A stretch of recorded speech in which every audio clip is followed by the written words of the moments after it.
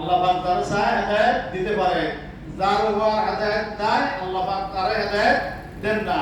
আমি এই কথা বলতে পারবো না যে হুজুর আপনারা খালি ওয়াজ করতে আসেন, ওয়াজে একটি মানুষ তো হেদায়েত হয় না, না এটা ভুল কথা। কারণ হেদায়েতের চাবি তো কার কাছে? আল্লাহর কাছে।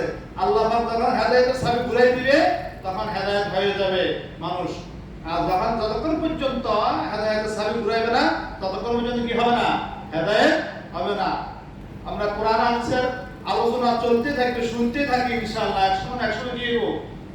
হেদায়েত আমাদের পক্ষে নসিব হবে। এবং আল্লাহর কাছে দোয়া করতে হবে যে আল্লাহ আমাদেরকে হেদায়েত নসিব করেন, আমাকে দ্বীনের উপর চালানোর চেষ্টা করেন এবং দ্বীনকে ভালোবাসার চেষ্টা করেন। দ্বীন যখন আমার হয়ে যাবে আল্লাহ আমার হয়ে যাবে, আল্লাহ আমার হলে জান্নাতও আমাদের। কি কাজ? ঠিক আছে ইনশাআল্লাহ। তো সরকারের হুজুরদের বয়ান শুনি ইনশাআল্লাহ। السلام عليكم ورحمة الله وبركاته. الحمد لله وحده والصلاة والسلام على عباده الذين اصطفى. أما بعد فقد قال الله تعالى في كلامه المجيد والفرقان الحميد: أعوذ بالله من الشيطان الرجيم. بسم الله الرحمن الرحيم. وإذ قال ربك للملائكة إني جاعل في الأرض خليفة. صدق الله العظيم. الحمد لله. সকল প্রশংসা আল্লাহ রাব্বুল আলামিনের জন্য, যিনি আমাদেরকে সালাতুল ইশার পর দ্বীনি মজলিসে বাংলাদেশ খেলাফত আন্দোলনের ব্যানারে মাসিক ইজতেমার দ্বিতীয় শুক্রবার ইংরেজি মাসের জুন মাসের দ্বীনি কথাবার্তা শোনার জন্য, বলার জন্য আমাদেরকে উপস্থিত হওয়ার তৌফিক দান করেছেন। এই জন্য কলব থেকে বলি আলহামদুলিল্লাহ। দুরূদ এবং সালাম বর্ষিত হোক রাসূল করিম সাল্লাল্লাহু আলাইহি ওয়াসাল্লামের উপর, আমাদের উপর এবং সমগ্র মুমিন মুসলমানের উপর আল্লাহ তাআলার রহমত এবং সালাম বর্ষিত বলি আমিন। আল্লাহ রাব্বুল আলামিন যখন বললেন ফেরেশতাদের মজলিসে আমি দুনিয়াতে একজন প্রতিনিধি বানাতে যাচ্ছি, তখন ফেরেশতারা বললেন আপনি কি দুনিয়াতে এমন কাউকে সৃষ্টি করবেন যারা দাঙ্গা হাঙ্গামা সৃষ্টি করবে এবং রক্তপাত ঘটাবে?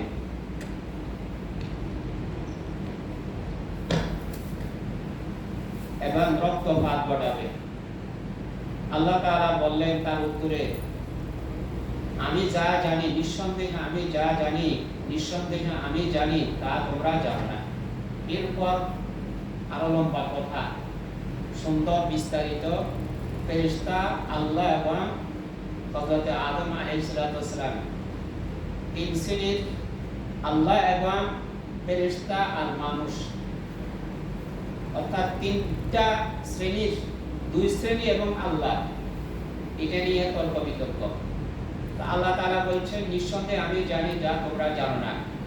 এখানে সর্বশেষ কথাই হলো হযরত আদম আলাইহিস সালামকে এবং তার সন্তানদেরকে ফেরেশতাদের উপরে জ্ঞানী আল্লাহ তাআলা সাব্যস্ত করেছেন। সুবহানাল্লাহ। কথা খেয়াল করে শুনেন, আমরা তো আদমের সন্তান। এখন আল্লাহ তাআলার বাণী অনুযায়ী আমরা ফেরেশতাদের থেকে আমাদের জ্ঞান বেশি। কথা বুঝছেন নি? ফেরেশতাদের থেকে আমাদের জ্ঞান, আমাদের মর্যাদা আল্লাহ তাআলা বেশি করে দিয়েছেন। সুবহানাল্লাহ। এটা হলো যে এক কথা। দ্বিতীয় কথা হলো যে খেলাফতের বিষয়। আমরা বাংলাদেশ খেলাফত আন্দোলন এখানে লিখছি। আসলে 23 বছর জিন্দেগির ভিতরে রাসূল করিম সাল্লামের 13 বছর মাক্কি অর্থাৎ মক্কা শরীফের আশপাশে গুহায়, পাহাড়ে, বিভিন্ন সবকিছু মিলে গিয়া লুকায়িতভাবে, পলাতকভাবে, প্রকাশ্যভাবে কত বছর? 13 বছর নবুয়তের জিন্দেগি মক্কা শরীফে, মক্কা মুকাররমার চতুর্পাশ মিলে গিয়া। আর 10 বছর মাদিনা মুনাওয়ারা, একটু বেশি আর কি সময়টা। মদিনা মুনাওয়ারা ইয়াসরবে 10 বছর। ইয়াসরবে যাওয়ার পরে প্রথম যুদ্ধ বদরের যুদ্ধ, এরপরে উহুদ, এরপরে বিভিন্ন যুদ্ধ। রাসূল করিম সাল্লাল্লাহু আলাইহি ওয়াসাল্লাম জীবিত থাকাকালীন 27টা যুদ্ধ এখানে সংঘটিত হয়েছে। 27টার ভিতরে 17টার ভিতরে রাসূল সাল্লাল্লাহু আলাইহি ওয়াসাল্লাম উপস্থিত ছিলেন। সুবহানাল্লাহ। রাসূল সাল্লাল্লাহু স্বয়ং নিজে কমান্ডার ছিলেন, আর বাকি 10টার ভিতরে রাসূল সাল্লাল্লাহু প্রতিনিধি পাঠাইছেন, সেনাপতি বানাইয়া তিনি দোয়া করছেন, পরিচালনা করছেন। মসজিদে রাসূল থেকে তিনি এই যুদ্ধ পরিচালনা করছেন, সাহাবায়ে-কিরামের জন্য দোয়া করছেন। কথা বুঝেন? আমার ভাষা বুঝেন তো? জি জি।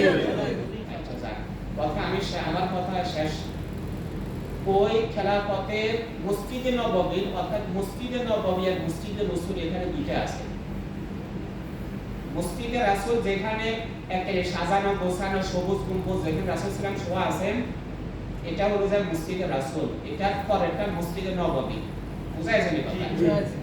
এই খেলাফত আন্দোলন যেটা দেখেন, এটার ধারাবাহিকতা মসজিদে নববীর মিম্বর থেকে। এখানে মিম্বর একটা আছে না? সালামের পর রাসূল সাল্লাল্লাহু আলাইহি সাহাবায়ে কেরামের সামনের দিকে তাকায় প্রত্যেক নামাজের পর নসিহত করতেন। আর এখান থেকে যখন যেদিকে শূন্য পাঠানোর দরকার ছিল শূন্য পাঠাতেন। ওই খেলাফত আন্দোলন ব্যানার যেটা দেখেন, এটা হলো মসজিদে নববীর রাসূল এবং সাহাবায়ে কেরামের ধারাবাহিকতায় 1400 বছর পরে এখানে পর্যন্ত আসে পৌঁছে। সুবহানাল্লাহ বলেন। সুবহানাল্লাহ। এখন আমরা কি নাম করি না বলা উচিত, তবে এখন যদি একটু পুরান হয়ে যায় তখন স্মরণ একটু কমে যায়। অর্থাৎ স্মরণ ঠিক থাকে, লজ্জা শরম ঠিক থাকে, কিন্তু পরিবার লোকদের কাছে তো সুন্দর করে কি করতে হবে, মিশতে হবে তো নাকি? আর আওয়ামী লীগ, বিএনপি, জাতীয় পার্টি, জাসদ, বাসদ, ওয়ার্কার্স পার্টি থেকে নিয়ে যত দল আছে, এগুলি শরীয়ত সম্মত না জায়েজ দল, এগুলি করা যাবে না। এটা হচ্ছে ছাত্রতা। আপনি কবেন কিয়ামতের ময়দানে সে বোঝা আপনার, এটা আমাদের কোনো দায়িত্ব না। আমরা এখানে মিম্বরে বলে দিয়েছি, দায়িত্ব শেষ। এরপরে যদি আপনি রাসূল সাল্লাল্লাহু আলাইহি পিছনে বলেন, তাদেরকে বলেন, এই মোলাদেরকে ধরেন, এরা আমাদেরকে কখনো কি করে নাই। এই সমস্ত দলগুলোদের করছে নাফরমানের দল, তারা খুন খারাপি যা কিছু করছে, তাদের একবার আমার কাঁধে উঠছে, কিন্তু এ হুজুর করে জিজ্ঞেস করেন তারা কেন আমাদেরকে নসিহত করে নাই। তখন আল্লাহ তাআলার তরফ থেকে আসবে, এরা মুনাফিক মৃত্যু, এই হুজুররা তাদেরকে নসিহত করছে তারা শুনে নাই। জবাব চলে আসবে। কথা বুঝে আছেন? এখন আপনি দল করেন না করেন, দেখেন আমার বয়ান শেষ। আপনি যদি সারা দুনিয়া কি করেন, জয় করেন, আপনার সাথে সারা দুনিয়ার মানুষ সৈন্য হিসাবে কাজ করে, আপনি কমান্ডার হিসাবে কাজ করছেন, কাজ করার পরে সারা দুনিয়া আপনি কি করছেন, বিজয় করছেন। এখন আপনার কি অবদান আছে নাকি নাই? আছে। লোকেরা আপনার অনুসরণ করতেছে, আর আপনিও তাদের কি করতেছেন, অনুসরণ করতেছেন। এর ভিতর রাষ্ট্র গঠন হইছে কোরআন সুন্নাহর বিরোধী আইন অনুযায়ী।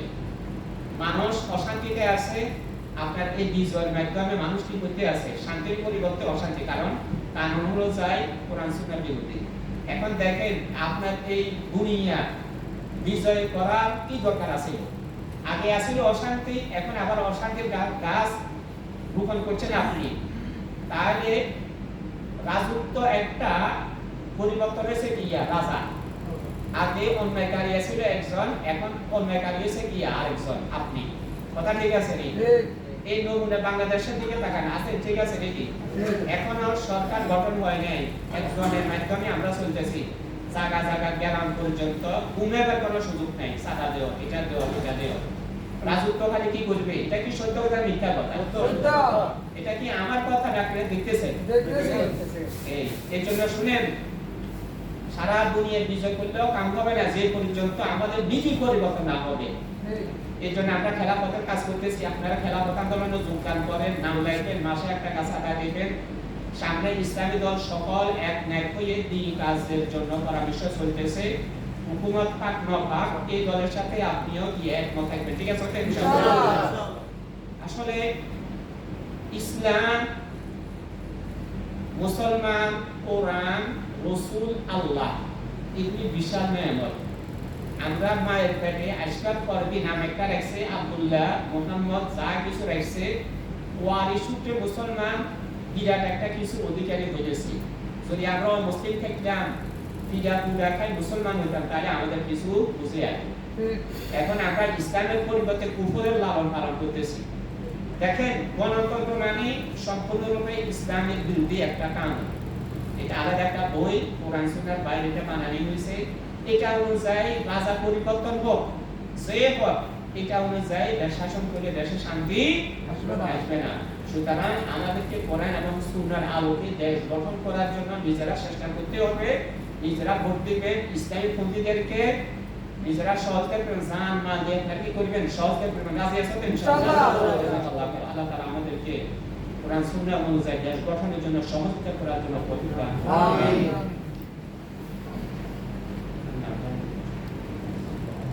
নবীর খেলা হচ্ছে কোরআনের মধ্যে একটু তুমি কথা শেষ। এতে শেখেরা এবং সাইকুল হাদিস মাসাল্লাহ যে বয়ান করছেন আর বয়ান করতে পারেন। তারপরে আমার অনেক দিনের বন্ধু শেখ সম্মান করি, আমি আমাকে সম্মান করি আলহামদুলিল্লাহ। আসলে আমি আজকে বয়ানের জন্য আসি নাই, আজকে শুধু শেখদের সাথে একটু দেখার, অনেকদিন দেখা সাক্ষাৎ হয় না, আমি বিভিন্ন কাজে ব্যস্ত ছিলাম। এই জন্য তারা অনেকবার আমাকে ফোন করি, ওনার চেষ্টা করছি, আমার অপারগতার কারণে আমি আসতে পারি। তো এই জন্য আপনাদের কাছে আসছি আমি দোয়া নিয়ে। ঠিক আছে না ইনশাআল্লাহ? খালি জায়গাটা একটু করা দোয়া দিতে কথা শেষ। আমি শুধু একটা কথা বলবো, খেলাফত কি ও কেন বলছে এই কথাটা বলে করেন। খেলাফত কি এটা আগে বুঝতে হবে আমাদেরকে। এই যে খেলাফতের লাইনে উনি অনেক বয়ান করছেন, আধা ঘন্টার উপরে আমাদের মুফতি সাহেব, আমাদের শেখ খেলাফত সম্বন্ধে কোরআনের দলিল দিয়ে বয়ান করছে। আসলে খেলাফতটা কি আমরা এখনো কি বুঝে আসে না। খেলাফত হইল দেখেন প্রতিনিধি। খেলাফত হইল কি আপনাদের এখানে ইমাম আসলা নাই আছে, ইমাম সাহেব বলছে একজনকে যে আপনি এশারে থাকবো না আমার জায়গায়, আপনি নামাজটা কি, তাহলে উনি হলো কি প্রতিনিধি ইমাম। আসল ইমাম এখন কি নাই, দ্বিতীয় ইমাম কি তদ্রুপ খলিফাতুল্লাহ ফিল আরদে, আল্লাহ পাক রব্বুল আলামিন জমিনের মধ্যে সমস্ত নবীদেরকে খলিফা হিসেবে বানাইছেন। সুবহানাল্লাহ। আর আখেরি নবী আমাদের মুহাম্মদুর রাসূলুল্লাহ সাল্লাল্লাহু আলাইহি ওয়াসাল্লাম 10 বছর মদিনাতে খেলাফত কায়েম করেছেন। সুবহানাল্লাহ। ন্যায় কাকে বলে দেখাই দিয়েছে। উম্মে সালামার গোত্রের একজন মহিলা চুরি করছে, চুরি করার পরে কোরআনের ফয়সালা হলো তার হাত কেটে দিতে হবে। কি হাত? তার নাম ছিল ফাতেমা। এক সাহাবী কে সবাই বলছে আপনি একটু সুপারিশ করেন যাতে আমাদের সম্ভ্রান্ত পরিবার, আমরা মালদার পার্টি, আমাদের মেয়ের যদি হাত কাটা যায় আমরা মুখ কেমনে দেখাবো। ওই সাহাবী শুধু একটু চেষ্টা করছিল আর কি রাসূলুল্লাহ সাল্লাল্লাহু আলাইহি ওয়াসাল্লামের কাছে যাইয়া ওই মহিলার পক্ষে সুপারিশ করার জন্য। রাসূলুল্লাহ সাল্লাল্লাহু আলাইহি ওয়াসাল্লাম বলছিলেন যে লাউ কানা ফাতিমা বিনতু মুহাম্মাদুন সাল্লাল্লাহু আলাইহি ওয়াসাল্লাম লাকাতা'তু ইয়াদাহা, তো এই ফাতেমা না, আমার বেটি ফাতেমা যদি এই জায়গা হতো তাহলে তার হাত আমিও কি আমার মেয়ের হাতও কাটি দিতাম। এরকম ইনসাফ কায়েম করে দুনিয়াতে দেখাই গেছে যে খেলাফত কাকে বলে। আল্লাহর প্রতিনিধি যখন জমিনে কায়েম হবে, দর্শন হবে না, ছুরি সামারি হবে না, এই যে হাজারো কোটি টাকা বিশ্ব ব্যাংক থেকে ছুরি কি হবে না। এই জন্য খেলাফত, এই জন্য কি আমরা তো 53 বছর রাজনীতি দেখছি দুনিয়াতে, আমাদের বাংলাদেশে দেখছি না, দেখছি না, আমরা ছোট ছিলাম, এখন তো দেখতেছি। আমরা কি এই রাজনীতি আরো চাই? কত মায়ের বুক খালি হয়ে গেছে, কত আমার বোনেরা বিধবা হয়ে গেছে, কত আমার সন্তানেরা কি হয়ে গেছে। এই রাজনীতি কি আপনারা আরো চান? যদি চান তাহলে আল্লাহ গজবের জন্য অপেক্ষা করেন।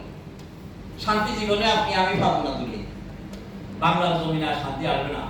এই জন্য ওলামায়ে কিরাম সব দল মিলে চেষ্টা করতেছে, আপনারা চেষ্টাও করবেন, দোয়া করবেন ইসলামী দলগুলোকে ভোট দেওয়ার জন্য। এখান থেকে ভাই আছে, তার দোয়ায় খালতো এদেরকে ফোনে বলতে পারবেন না ইনশাআল্লাহ, বলবো তো ইনশাআল্লাহ। আল্লাহ আমাদের সবাইকে দ্বীনের জন্য কবুল করেন, আমিন। সবাই বলেন আমিন, আমিন। সবাই আলহামদুলিল্লাহ তিনবার কুল না করেন।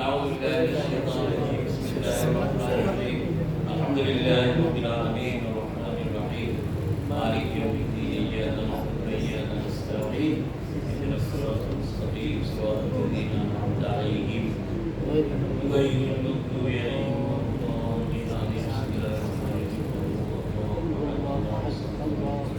লাদ-দাল্লিন।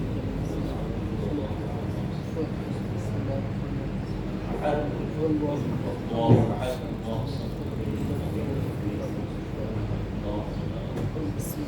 আমাদের আখেরি মুরব্বী ছিল শেখ আতাউল্লাহ ভাইটি রহমতুল্লাহ আলাইহি। উনি আমাদেরকে বিদায় দিয়ে চলে গেছেন। আসলে আমরা আস্তে আস্তে মুরব্বী হারা হয়ে যাচ্ছি, এগুলো কিন্তু ভালো লক্ষণ না। আমাদের ফ্যামিলির আমাদের সবাই পরিচিত মুরব্বী শাইখুল হাদিস হাদিব সাহেব হুজুর অনেক অসুস্থ, কালকে নিয়ে হাসপাতালে যে এক সপ্তাহ হুজুর শুধু জিকির করে, যত কষ্ট হয় দুনিয়ার কোনো কথা না, শুধু মুক্তি কি বাড়ছে আল্লাহ আল্লাহ আল্লাহ, শুধু জিকিরে করতে আছে। সাংবাদিকের পর্যন্ত যায় আশ্চর্য, হুজুরে এই ঘোষণায় পরেও জবান লইতে আছে। তো আল্লাহ ওয়ালারা আস্তে আস্তে বিদায় নেওয়ার মানে কি? কিয়ামত কাছে গেছে। কিয়ামত কি? আল্লাহ আমাদের যারা মুরব্বীরা আছে আমাদের ছায়া মাথার উপর ছায়াকে দীর্ঘায়িত করে। বড় বড় সব মুরব্বীরা চলে গেছে এই করোনা থেকে এই পর্যন্ত প্রায় 100-এর উপরে আমাদের জাজরায় মুরব্বীরা চলে গেছে। এক একজন বিশ্ববিখ্যাত, পুরো বিশ্ব যাদের কিছু এরকম আলে আরো যারা দুই একজন আছে, আল্লাহ যাতে এদের জন্য দোয়া করবেন, আল্লাহ পাক যাতে এদেরকে দীর্ঘ হায়াত দান করেন। আমিন। ভাইয়ের কাকা মারা গেছে, আরো আমাদের পাশে আমার স্বাস্থ্য ভাই ছিল, দেশে গেছে আজকে 1 বছর, গরুর খাওয়া দাওয়া হঠাৎ ছিল, অনেকে দুনিয়া থেকে চলে যাচ্ছে। আল্লাহ আমাদের সবাইকে ইমানের সাথে কবুল করেন, যতদিন দুনিয়াতে বাঁচি থাকি ইমান নসিব করেন। আল্লাহুম্মা আমিন। اغفر لنا وارحمنا لنكونن من الخاسرين. اللهم عافنا من كل بلاء الدنيا وعذاب الآخرة. رب ارحمهما كما ربياني صغيرا. رب ارحمهما كما ربياني صغيرا. اللهم اعز الإسلام وانصر المسلمين وأذل الشرك والمشركين ودمر اللهم أعداءك أعداء الدين. اللهم انصر المسلمين في فلسطين وفي كشمير وفي برما وفي بلاد الهند وفي كل مكان يا رب العالمين. خاص করে ফিলিস্তিনের আমাদের সন্তানদেরকে হেফাজত করো। খানা নাই, দানা নাই, থাকার জায়গা নাই, খোলা আকাশে নিচে ঘুমায় আল্লাহ, কেহ নাই, তুমি তো আছো, তুমি একমাত্র সাহায্যকারী। হে আল্লাহ, তুমি আমাদের সাহায্যকারী হয়ে যাও, তুমি আমাদের আমির হয়ে যাও, তুমি আমাদের ওলি হয়ে যাও। আল্লাহ আমাদেরকে এভাবে ছাড়িও না, তোমার হাফিজ সাল্লাল্লাহু আলাইহি ওয়াসাল্লাম আমাদেরকে মাফ করে দাও। আল্লাহ আমাদের গুনাহ থেকে তাকাইও না। আল্লাহ তোমার মেহেরবানি দাও। আল্লাহ আমাদের এমন কোনো আমল নাই যে আমরা মাফ পাইতে পারি। আল্লাহ তোমার মেহেরবানি ফজলে করমে আমাদেরকে মাফ করে দাও। পুরো দুনিয়ার মুসলমানদেরকে আল্লাহ শান্তি দান করো, ইহুদির কাসারা খতম করে দাও। আল্লাহ ভারতের হিন্দুবাদী হিন্দুদেরকে আল্লাহ পাট্টাল হিন্দুদেরকে ধ্বংস করে দাও। ভারতের মুসলমানদেরকে সাহায্য করো, কাশ্মীরের মুসলমানদেরকে সাহায্য করো, পুরা দুনিয়ার মুসলমানদেরকে সাহায্য করো। আমাদের সন্তানদেরকে আল্লাহ ফিলিস্তিনে আমাদের বোনদেরকে মাদেরকে তুমি হেফাজত করো। সাল্লাল্লাহু তাআলা ওয়া সাল্লিম ওয়া বারিক আলা নবিয়িনা মুহাম্মদ ওয়া আলা আলিহি ওয়া আসহাবিহি আজমাইন। আমিন বিরহমাতিকা ইয়া আরহামার রাহিমিন। খানা যাবে।